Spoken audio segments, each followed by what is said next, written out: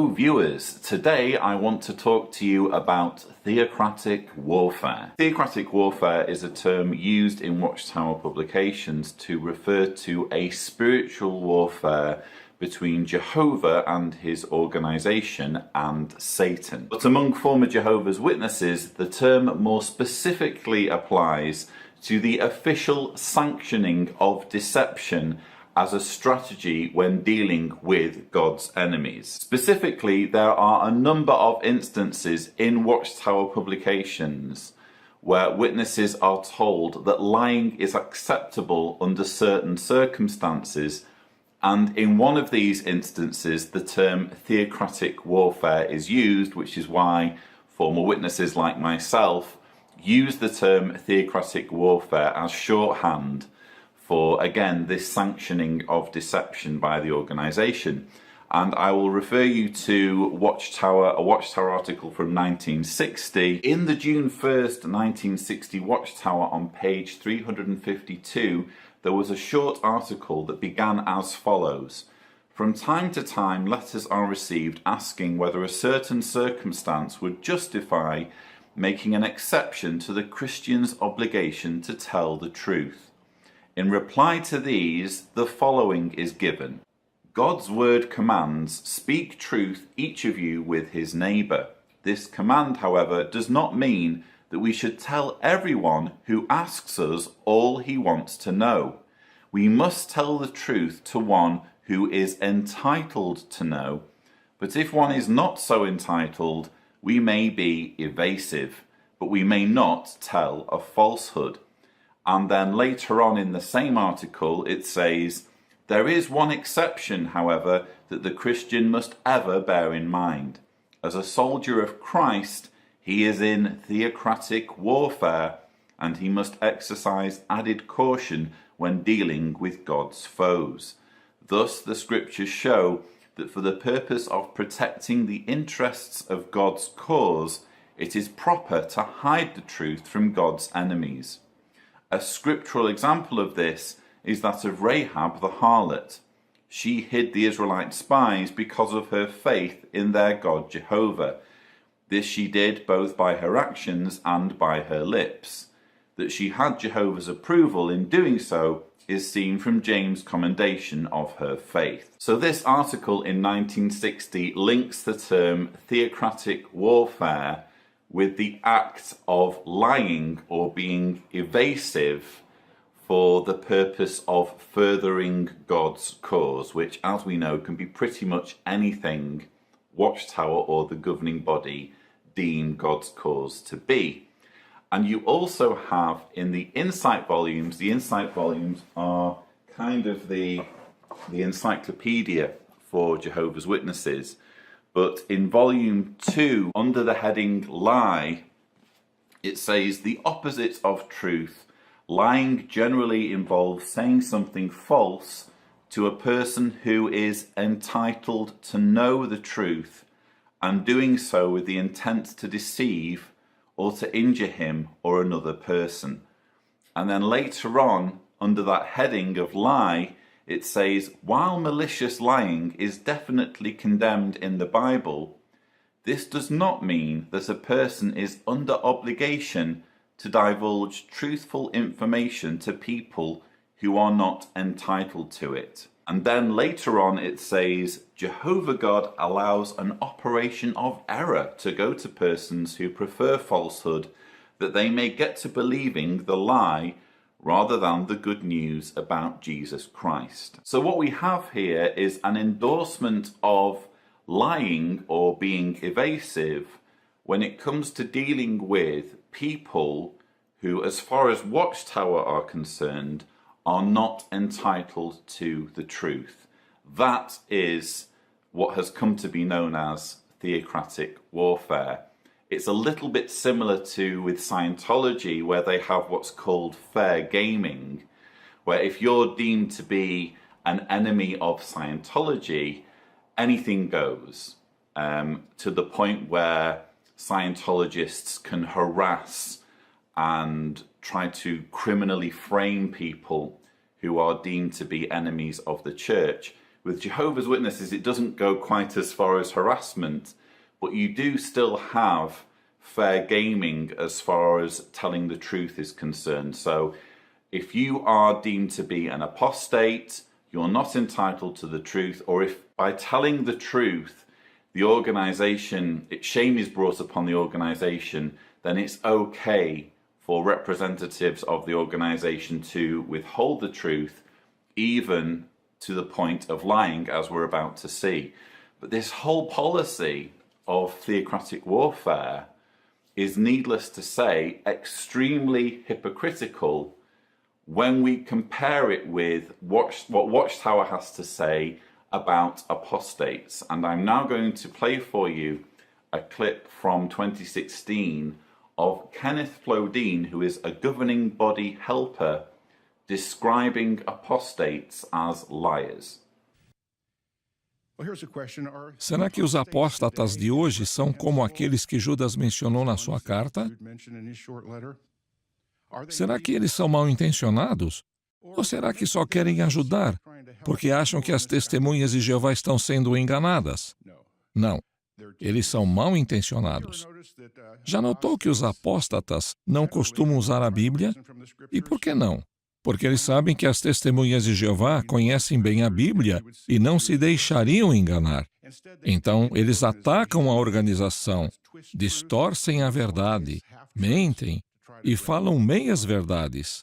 Yes, apostates apparently twist truth and use lies and half-truths. And yet, as we've already seen, Watchtower in its publications has said that it's okay to deceive if doing so advances God's cause. So there's a double standard going on here, and you might say utter hypocrisy. And what we're going to do now is we're going to look at 4 examples of Watchtower officials, so representatives of the organization, telling lies on camera, either in defense of the organization in a legal setting or in defense of the organization in front of the media. And we're going to begin with Watchtower lawyer David Gnam, who this year in 2018 represented Watchtower before the Canadian Supreme Court. As the meeting progressed with Mr. Wall, the elders came to the decision that Mr. Wall was not sufficiently repentant for his disgraceful conduct, and the congregation elders took the decision to disfellowship him. That word is used by Jehovah's Witnesses. Jehovah's Witnesses don't use the word shun or shunning. They refer to it as disfellowship, disfellowshipping, disfellowshipped, because that really gives the sense of what's taking place within this particular religious community. Disfellowship literally means no further spiritual fellowship with the individual. And as I point out, sorry, Chief Justice, as I point out at paragraph 22 of my factum, the nature of the relationship then of a disfellowship person is not completely shunned. The disfellowship person is able to come into the congregation, to the congregation meetings. They're able to attend in the Kingdom Hall of Jehovah's Witnesses. They're able to sit wherever they like. They can sing the spiritual songs with the congregation. As far as their family members are concerned, normal family relations continue with the exception of spiritual fellowship. And the door is not closed to Mr. Wall either. The person who is disfellowshipped can, after a period of time, ask to be reinstated in the congregation, because that's the purpose of the discipline. I'm not going to mince my words here. What David Gnam has just said to the Canadian Supreme Court in his official capacity as a lawyer is an outright lie. And it well illustrates the strategy that I've already detailed that's outlined in Watchtower publications of both evasion and deception. And we've seen both of those here. David Gnam uses evasion by talking about the fact that disfellowshipped people can attend meetings. Oh, well, they can come to the Kingdom Hall and they can receive instruction. But what he's missing out is that, and while they're at the Kingdom Hall, they will be shunned.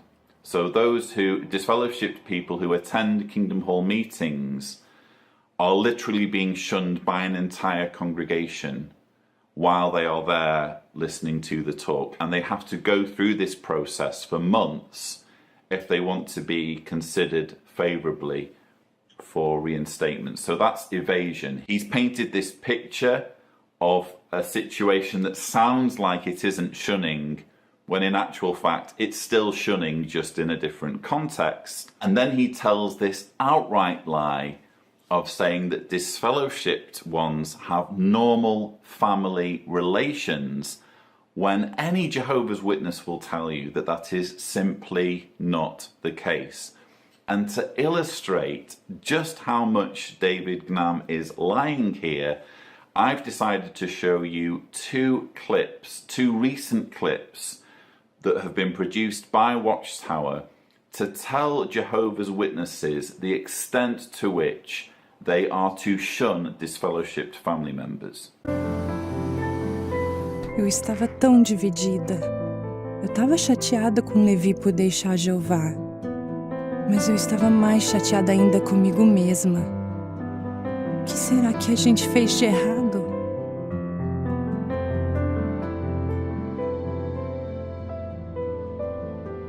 Eu ficava me perguntando como ele estava. Será que ele estava bem?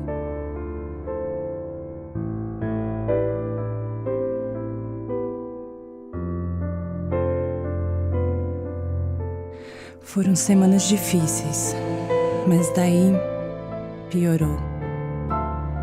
Eu sabia que a Bíblia diz para parar de ter convivência com qualquer um que não vive de acordo com os padrões cristãos. Mas eu nunca imaginei que esse texto um dia ia se aplicar a mim. À noite, na reunião, um irmão falou sobre o exemplo dos filhos de Corá.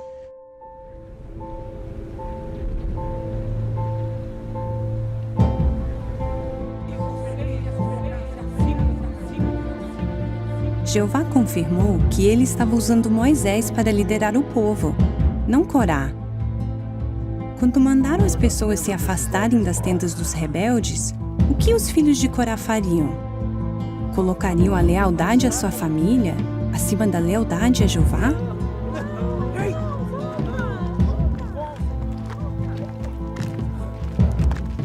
A Bíblia nos diz que os filhos de Corá continuaram leais a Jeová e foram abençoados por isso. Naquela noite, depois da reunião, contei para o Beto que recebi uma mensagem do Levi. Abri meu coração a ele. Disse que eu sentia muita falta do Levi, mas também que eu queria ser leal a Jeová, como os filhos de Corá. O Beto admitiu que ele também estava lutando com sentimentos parecidos com os meus. Mas daí ele disse uma coisa que eu não tinha pensado. Se a gente não obedecesse a Jeová, ia impedir que Jeová desse para o Levi a disciplina que ele precisava. Seria o mesmo que impedir Jeová de mostrar seu amor por ele.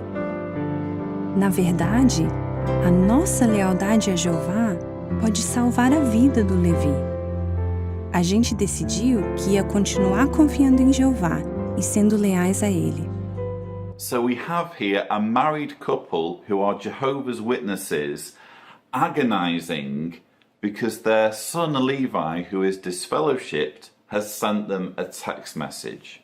According to David Gnam, there should be no dilemma here, because apparently normal family relations continue when someone is disfellowshipped, so there should be no reason why the mother can't reply to the text message, or why they can't even have a phone call, or even have Levi round in the home for a conversation, because apparently normal family relations are continuing in this context.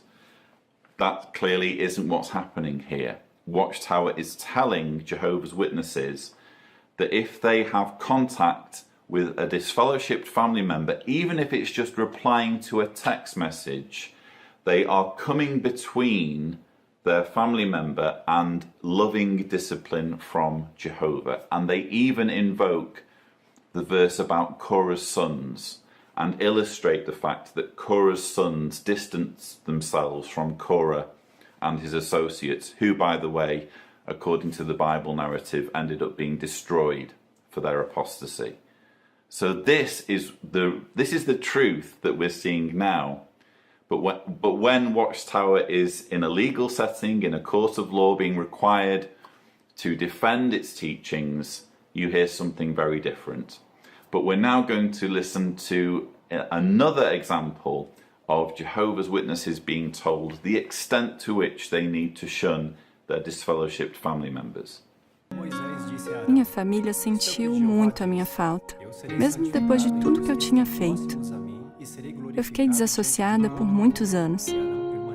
Como eles conseguiram continuar leais a Jeová? O que ajudou foi o relato bíblico de Arão. Quando o próprio Jeová julgou 2 filhos de Arão e condenou eles à morte, Jeová pediu que Arão e a família dele não lamentassem essa decisão. O objetivo era mostrar à nação que eles apoiavam o julgamento de Jeová. Meus pais viram que eles tinham que ser leais, como Arão.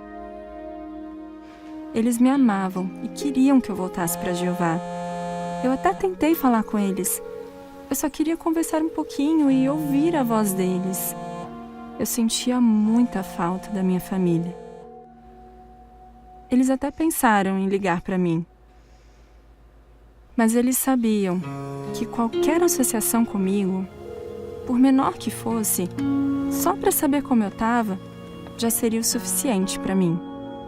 Se eles tivessem feito isso, eu talvez tivesse pensado que não era tão importante assim voltar para Jeová.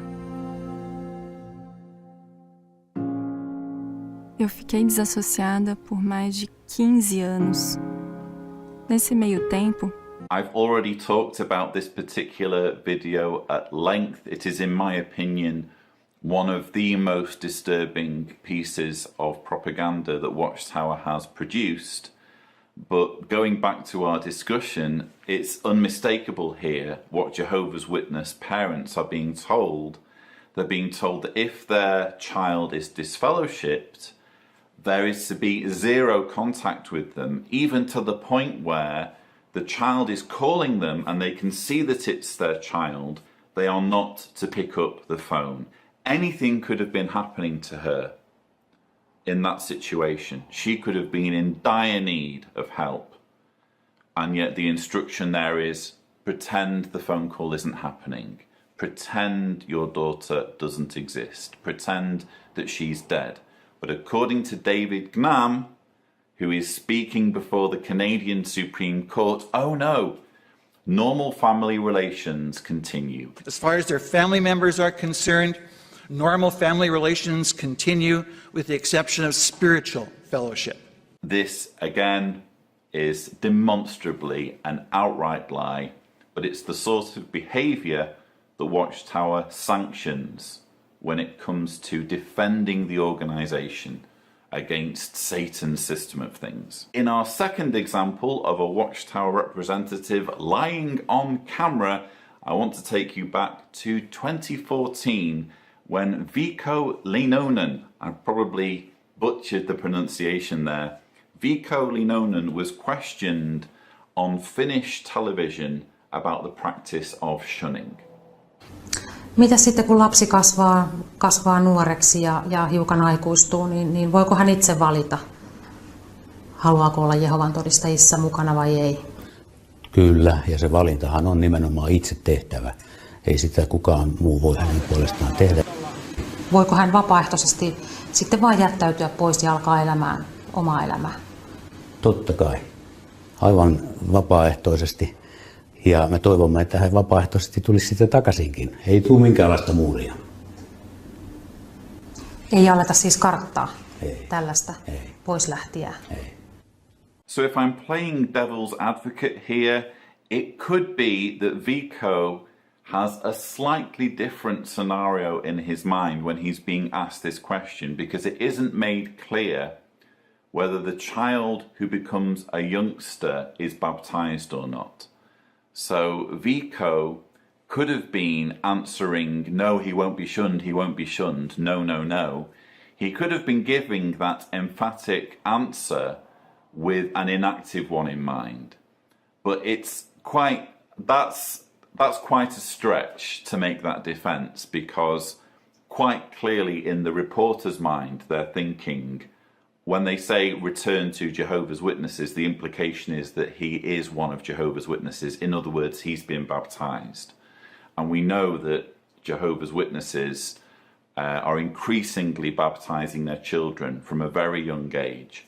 So Vico should have had in his mind the scenario of a young person who is baptized returning. He's asked there, would such a person be shunned for leaving the religion? And he emphatically says, no, no, no. The very best you could say about this is that it's evasion, is that again he's conjured in his mind, or he's trying to insist on the person being inactive in this scenario. But really and truthfully, he's lying. The reporter is quite clearly talking about someone who is returning to Jehovah's Witnesses, having left the organisation, and given an opportunity to respond as to whether such a person after leaving would be shunned, he says no. That is a lie. And what amazes me about this sort of thing, and there are other examples of Watchtower officials being cornered by the media and asked whether they shun people who leave the organisation. There's now multiple examples of Watchtower officials denying that there is shunning. What I've never been able to figure out is why the shame. If this is genuinely God's command, and we saw that that's how it was portrayed in those dramatizations, well, we're being obedient to God here. We wouldn't want to come between our disfellowshipped loved one and Jehovah's justice, Jehovah's discipline. If this is genuinely from Jehovah, shouldn't they be proud of shunning? Shouldn't they be saying, actually, yes, we do shun, we do limit our association, even to the point of not speaking with those who leave our organisation or who are disfellowshipped, because we want to keep our organisation clean, and that's what we've been commanded to do by God, and we're obedient to God, so therefore we shun. Shouldn't they be proud of it? Instead, it seems they're quite insecure on this issue. I personally think it's their humanity trying to kind of break through that hardened cultish shell, because they realise deep down that it is inhumane, and therefore they know how bad it looks to non-believers when non-believers see the extent to which Jehovah's Witnesses shun. So they just can't help themselves but lie. But for our third example of lying, we're going to move away from shunning and onto the issue of child sex abuse. This too is taken from Finnish television, but it's a different Watchtower representative. This time, and again I will murder the pronunciation, Ari Hakkrainer, who is speaking to Susanne Päivärinta on the issue of child sex abuse. No miten nämä muut naiset, jotka siinä Ylen jutussa kertoi, he sanoivat, että heitä on siis nimenomaan sanottu, että näistä asioista ei saa puhua eteenpäin ja estetty viemästä viranomaisille, niin kuin Josefinakin sanoi, että tästä asiasta ei sitten saa puhua muille. Mutta tekisi sanoa, että tämä ei missään tapauksessa pidä paikkaansa, mutta mä en tiedä sitten jotain yksittäistä tapausta, en tiedä. Mutta missään tapauksessa ei kielletä, jos joku on vaikkapa raiskauksen uhri. Meillä on ollut lehdissä jo kauan aikaa, jossa nimenomaan sanotaan, että pitää kertoa viranomaisille. Lasten seksuaalinen hyväksikäyttö ehdottomasti viranomaisille. Siis aivan ehdottomasti. Että ei minkäänlaista jakoa, että niitä yritettäisiin salailla. Mutta eikö esimerkiksi lasten seksuaalinen hyväksikäyttö ole teillä ohjeistettu, katsoin vuoden 2017 syyskuulta tämmöistä ohjeistusta, niin siinä sanotaan vain, että pitää ottaa tämmöisen, jos joku saa tietonsa tällaisen tapauksen, niin seurakunnan vanhimpiin on otettava yhteys valtakunnalliseen päämajaan, eli tähän haaratoimistoon. Te kehotatte toimimaan näin. Isä ja äiti, jos lasta on käytetty hyväksi, niin totta kai heidän tulee kertoa siitä viranomaisille. Sitten jos tämä jotenkin liittyy seurakuntaan tämä tapaus, jos vaikka se syyllinen on vaikka seurakunnassa, niin silloin on tietysti hyvä, että seurakuntakin tietää, että voidaan suojella toisiaan.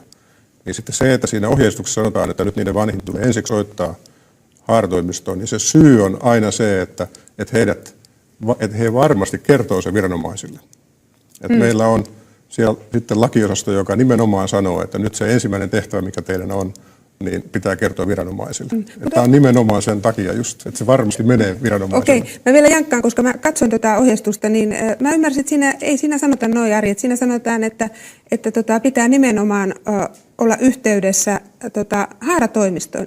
Ei sanota siinä, että ottakaa yhteyttä viranomaisiin. Siinä missä lue, että ottakaa viranomaisiin. Miksi ette kehota ottamaan yhteyttä viranomaisiin? Meillä sitten on meidän julkaisussa ollut jo aikaisemmin jo niin kuin pidemmältä ajalta ollut ohjeet ottaa viranomaisiin, mutta se... Missä julkaisussa teillä on sitten sellaisia ohjeita? Vartiotornissa. Jos ihmiset ei lue jotain vartiotornia, että kun teillä on omat ohjeet kuitenkin. Tämä on niin sikäli niin kuin mielenkiintoista, että mä uskon, että tämä on aika lailla kaikille Jehovan todistajille selvää, että jos... Siis tapaukset on tosi harvinaisia. Todella harvinaisia. So again, in this example, you have both evasion and outright deception, an outright lie. So Ari is defending the organization to Suzanne, and they're talking about a specific case where a victim was told not to go to the authorities by the elders. Ari, as a Watchtower representative, is saying, well, we would never do that. You know, there's no way that the organization would tell a victim that they are not to go to the authorities about their abuse. Now, this is evasion because currently the current policy that Watchtower has been forced to implement is that elders are not to discourage a child abuse victim from going to the authorities. But that doesn't mean that has always been the case. So in this specific instance, it's very likely that the victim was dissuaded from going to the authorities, because in past cases that has happened, where elders have told victims, no, you're not to report to the authorities, and if you do, we could take action against you. You could be found guilty of slander. That has happened. And just to highlight the fact that Watchtower does cover up child abuse and does try to stop abuse from being reported to the authorities, there was recently a story that was published in a newspaper in Ireland about an elder who was actually removed from his role for independently going to report an accusation or a known pedophile to the local authorities. He was removed from his role by Watchtower. So that's the extent to which the organisation tries to cover things up and tries to make sure that where possible abuse is kept from the authorities. You're not going to hear anything about that from Ari. He's there to defend the organisation, and if it means talking about current policy as though it's applicable everywhere and as though it's always been applicable, he is more than comfortable doing that. But Ari also employs theocratic warfare strategy in this interview by telling an outright lie when he says that Watchtower publications have repeatedly told parents or victims to go to the authorities. This apparently, if you look up child abuse or child molestation in the magazines or in the literature, you're going to find apparently articles or pages that tell victims to go to the police. I'm sorry, but while you can say that Watchtower has published a tremendous amount of material on child sex abuse going back a number of decades, which apparently makes the organisation more culpable, in my view, because if they've been warning about child sex abuse going all the way back to the 80s, they can't then argue that this whole thing has taken them by surprise and they're struggling to adapt, because they've been talking about it for all these decades. They should be on top of the situation. But one thing that you cannot say about Watchtower material on child abuse is that it warns victims or parents of victims to go to the authorities. I would ask, if you're watching this as a Jehovah's Witness, don't take my word for it. Go and look at the material itself and see if you can find a sentence or a paragraph that tells victims to go to the police. That's my challenge for you. But just to indicate or give some hint of the fact that you will not find that, I'm going to show you Questions Young People Ask, Answers That Work, Volume 1. This was published, let me see, in 2011 this came out. So this is fairly recent material published for young people. It has an entire section, how can I protect myself from sexual predators? So you'd think this would be the section, wouldn't you, where it says if you are attacked by a sexual predator, what you need to do is go to the police or go to the authorities. Guess what? That's not what it says. So you have a section here telling your story, and it talks about going to the elders. So it says, in fact, if you are a Christian, it is important that you speak to a congregation elder about what happened. If you flick on, it talks about speaking to supportive friends. It speaks about taking care of yourself physically and emotionally. Get needed rest. It says, rely on Jehovah, the God of all comfort, who will soon bring about a new world in which evildoers themselves will be cut off. What you will not find anywhere, and believe me, you can check for yourself, read this whole section, nowhere does it say, go to the authorities, go to the police, make sure that this sexual predator is brought to justice so that he doesn't attack anyone else, which is the whole point of reporting, to make sure that the awful tragedy isn't replicated again and again and again. But going back to Ari's interview with Suzanne, he tells the bold-faced lie that in material such as this, it tells victims of abuse to go to the authorities when it just doesn't. And as my final example of Watchtower deploying theocratic warfare when cornered on its teachings and policies, I have to include the footage from the Australian Royal Commission back in 2015, when governing body member, a member of the composite faithful and discreet slave, was brought before the Australian Royal Commission and had the following exchange with senior counsel Angus Stewart. So is it the case then that someone who no longer wants to be recognised as or known as one of Jehovah's Witnesses must then disassociate? No, it doesn't say they must do anything. If you read on, you'll see there's a process. This gives the person the right to officially have an announcement made that they're no longer one of Jehovah's Witnesses. But as I already said, if they decide they don't want to exercise that right, they don't automatically come under this provision. People who don't exercise that right are then, in other words, they, as you described, inactive. They're still subject to the rules and discipline of the organisation, aren't they? I would have to check on that because personally that's not my field. But my understanding is if a person has made it known by their actions in the community over a period of years that they're not witnesses, we would only hold any reports in abeyance until they decided they wanted to return. Well, Mr. Jackson, I have to say that my understanding is if someone in that position is caught transgressing one of the rules, then they would still be subject to the disciplinary procedures, including possibly disfellowshipping. Is that not right?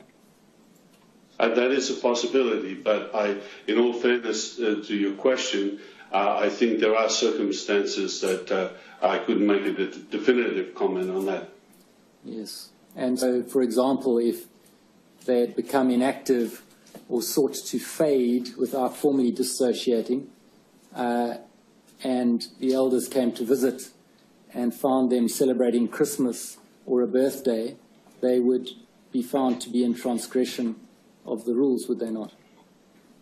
That is not my understanding, but again, as I said, it's not my field. That goes into policy with regard to those type of things.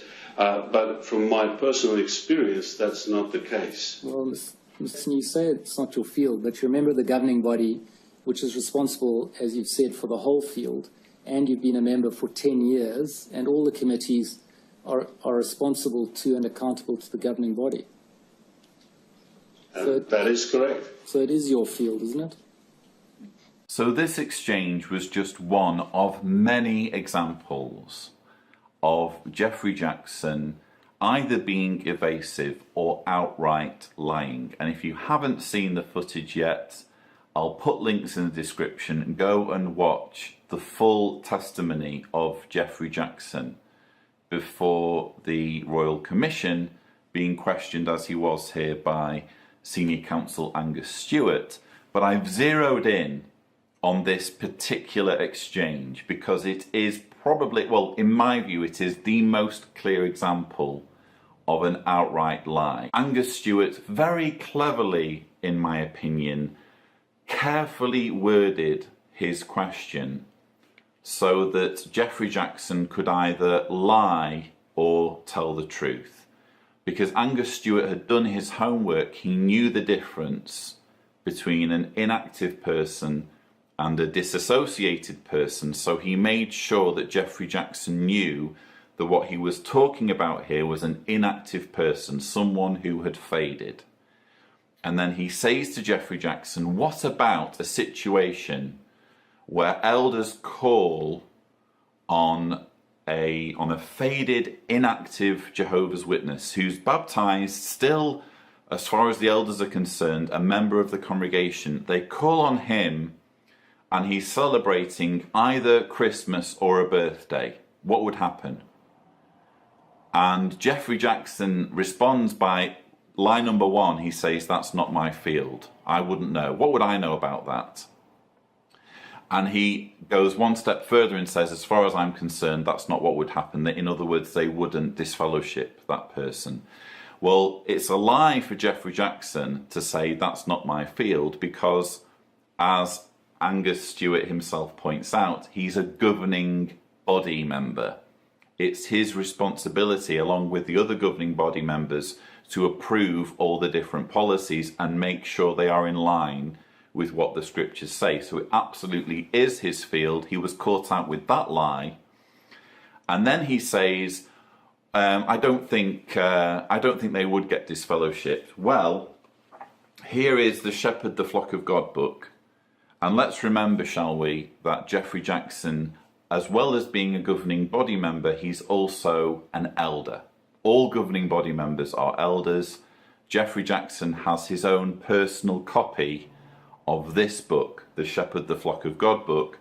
On page 65, along with other grounds for disfellowshipping, you have there a section, apostasy. And what's the first item under that list of apostasy? Celebrating false religious holidays.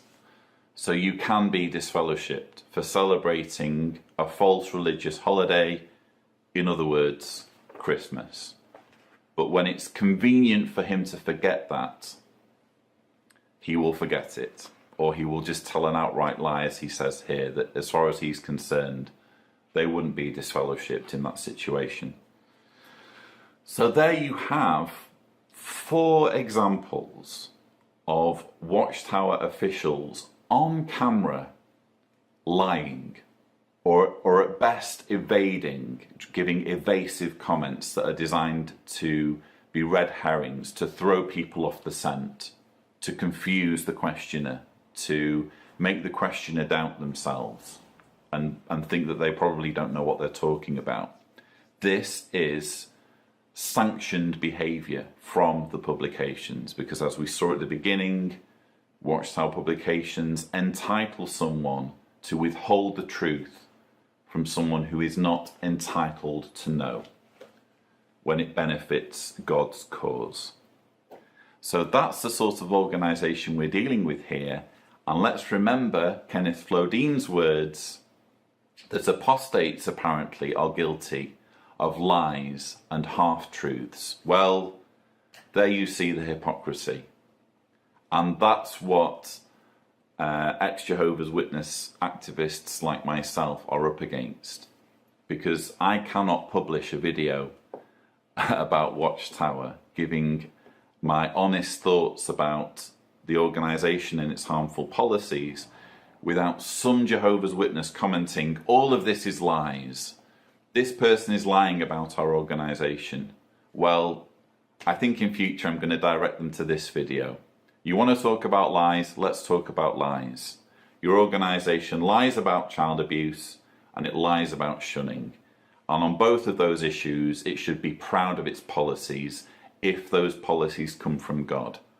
Because in the Bible, the prophets of Jehovah went through persecution and assassination rather than stand down on their proclamations, rather than water down their message.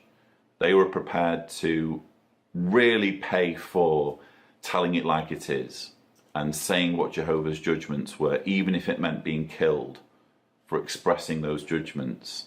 But when push comes to shove, when you put a governing body member or a Watchtower lawyer or a Watchtower PR representative in front of a court of law or in front of a television camera, suddenly everything gets watered down.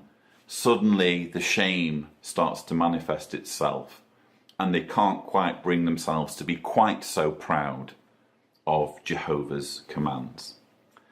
So, quite a lot to digest there, but I hope that you've found some or all of this material useful. I should just mention that this video was one of the requested, voted for videos by my Patreon supporters, so I'd like to thank them for urging me to make this video or prioritising it over other videos. Thank you very much indeed. But I hope that you have found this information useful. Please don't forget to subscribe for more videos. And as always, thank you for watching.